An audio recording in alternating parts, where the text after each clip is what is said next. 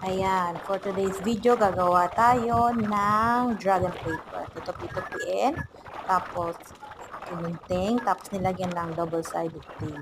Tapos pag dudugtong-dugtongin mo lang yung strip, tapos tutupiin mo siya. Ayan, gagawa kayong parang spring. Ayan, tapos magko-color tayo ng any you want na color ng dragon. Ayan. Tapos, pagkatapos mo ma-shades lahat ng colors na gusto mo i-shades, ayan, gugupitin natin siya. Tapos, lalagyan natin siya ng parang makapal na paper under.